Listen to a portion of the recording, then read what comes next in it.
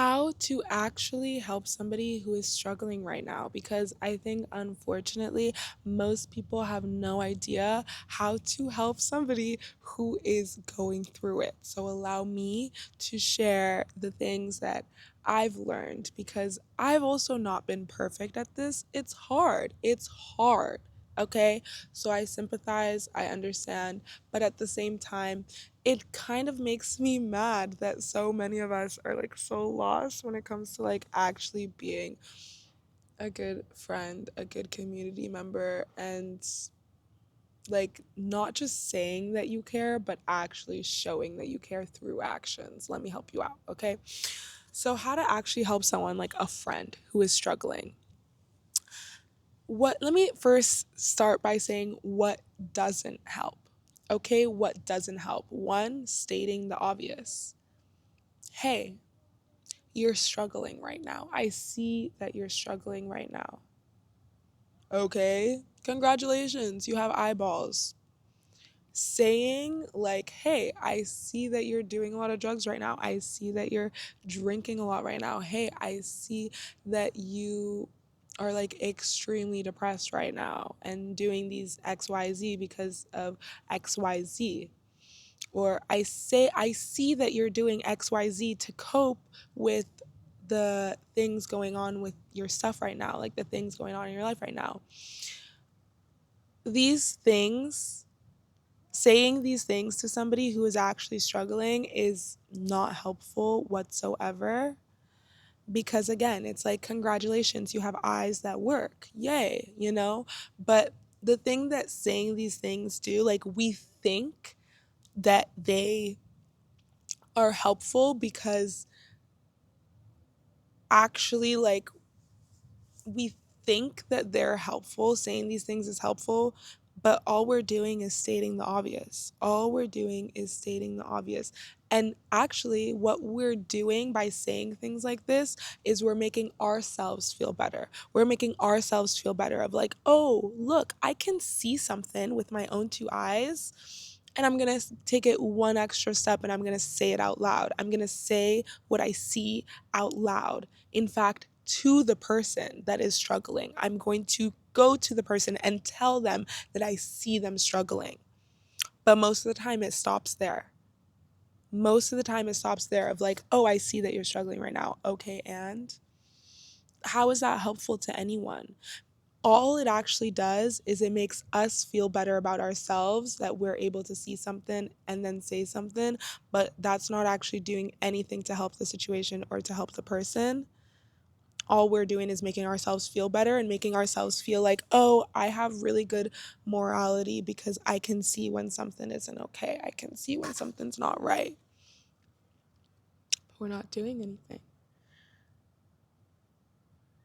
We're not doing anything. And I used to do this so much. I used to do this. I used to be like, hey, you're drinking a lot right now. You're doing a lot of drugs right now. Hey, you're being really depressed right now. I used to do this a lot. And I thought that meant that I cared. And sure, on some level, yes, we say these things because we do care. Because if we didn't care, then we just wouldn't say anything, right? So on some level, we say these things, but because we do care. But caring is actually like bare minimum. Like the bar is so low. The bar is so low. Wow, you care. Great. What are you going to do about it? I can sit here and I can say, I care about the animals that are, okay, this is too vegan woke for me. I can sit here and say, I care about climate change. I care so bad. But I still have like 10 cars that are all running on gas. Like, it's very easy to care. It's very easy to say that we care or to feel like, oh, I feel something, that means I care. But that doesn't do anything, because what actually matters is your integrity, is your character, your actions is where we can actually see how much you care or not, is based on your actions. So instead of just naming what you see, and then being like, okay, I did enough. I named it. I did enough, guys. Instead, offer presence to that person that is struggling, because I kid you not, when someone is struggling, most of the time when people in general are struggling, it's because we're going through some sort of grief. Some sort of grief period. We lost something, we lost someone, we lost something or someone, whether in ourselves or something outside of ourselves. Grief is the human condition. Grief is the human condition.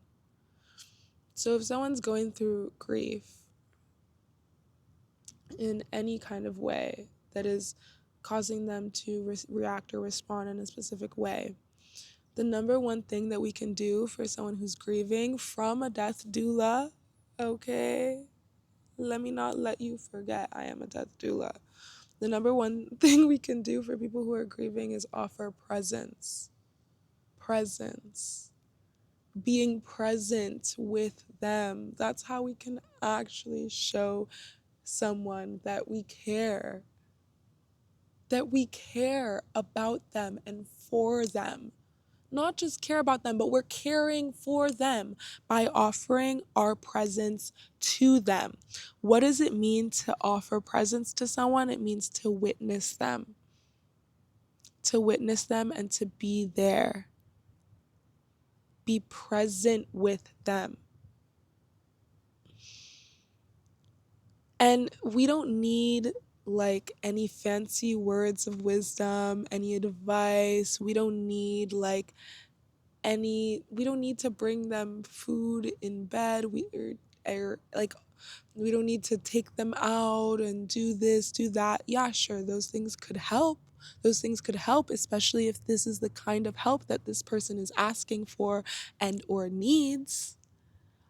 But that's not our first step. Our first step is witnessing them in the present moment and giving them that presence. What does that mean? That means sitting next to them.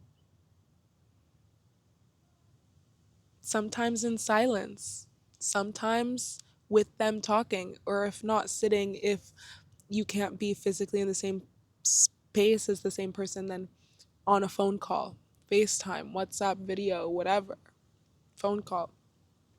Offering that presence of just to witness them, just to sit in the muck next to them. Or let them sit in the muck and you be next to them. You don't have to get in the muck with them, but just be next to them. They're sitting in the muck, you sit next to them.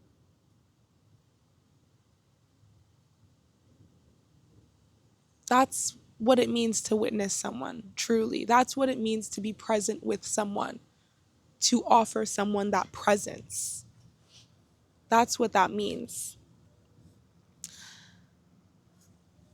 And sometimes it comes in the form of listening to them. If they have things that they need to say, get off their chest, listening to them, offering that presence. But the thing is, when someone's going through grief, when someone's going through a hard time and we choose to pull away from them, we choose to say, oh, this person's like being a bit messy right now because they're going through a hard time, I'm going to step away from them. That's avoidance. If we say, oh, this person that's my friend, this person that has been my friend for months or years or however long, this person was my friend and they're going through a hard time right now and it's getting a bit messy, I don't think I can deal with it. I'm going to step away. I'm going to pull away. That's avoidance. That's avoidance. Please, please, please stop saying we don't have the space for people to be in people's lives. Please, like, stop with this nonsense of I don't have the space for this person right now. Like, yes, it might be true, especially with certain people, certain circumstances. I'm sure it's true. I'm sure. But it's gotten so easy for us to remove people from our lives, even if temporarily, of like, oh, this person's struggling right now, I'm gonna stop talking to them and we'll catch up in a few months. It's gotten just so easy to like literally remove people from our lives that we've forgotten what it actually means to be friends and what it actually means to be a caring community member. That's what I think. What does it mean to be intimate? It means to move closer to them. It means that when someone is going through a hard time, we move closer to them. That's what real intimacy is. Let's not lie to ourselves. Because it's very easy, especially in this culture, in this day and age, self care. Oh, my boundaries. I'm going to put more boundaries. I'm going to protect my peace, protect myself, move away, blah, blah, blah, blah, blah, avoid, avoid, avoid.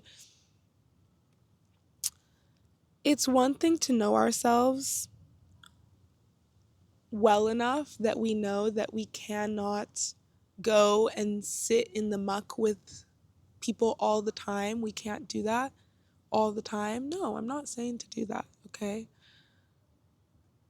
But if we truly know ourselves, and let's say somebody's feeling depressed or suicidal, and I know this, right? Okay, I know that someone, my friend, is feeling depressed and suicidal, but I also know that I'm not in a place with my own mental health or my own capacity. I know that I'm not in a place where I have like so much extra energy to go and pull this person out of the mud.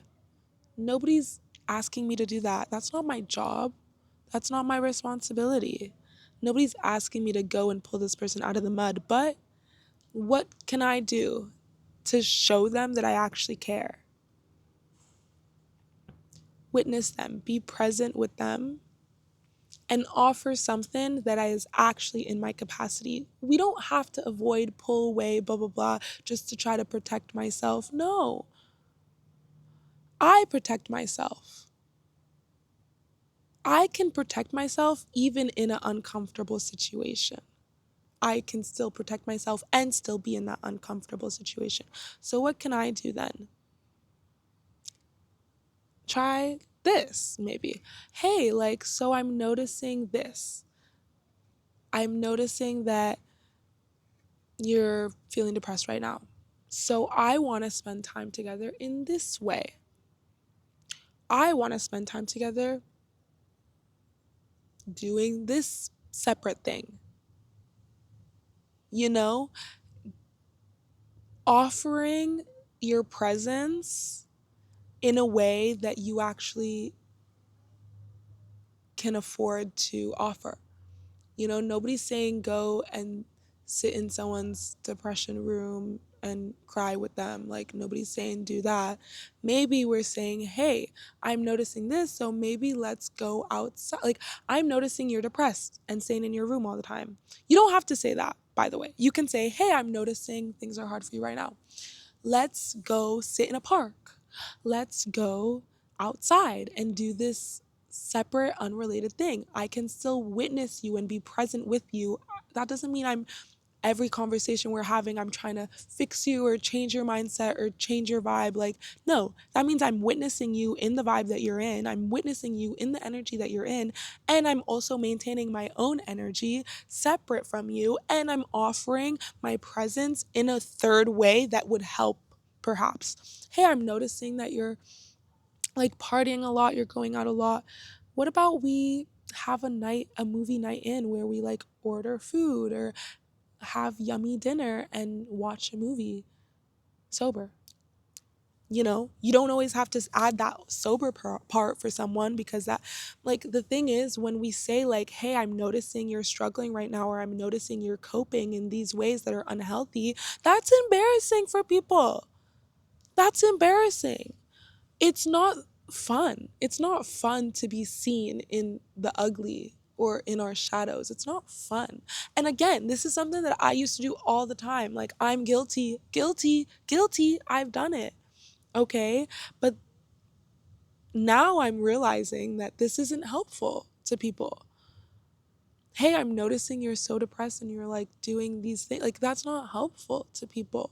Actually, congratulations, we have eyeballs, we can see, but how are we helping? It's not helping. So what we can actually do to help is give our presence, be witnesses, and then offer, like, let's spend time together in this specific way that could help you and that I have the space and energy for. That's how we can actually help people struggling. It's no big hurrah, hurrah, hurrah. No. It's as simple as that, actually. We're offering what it is that we have the space for. And by doing that, we're loving both the other person and ourselves.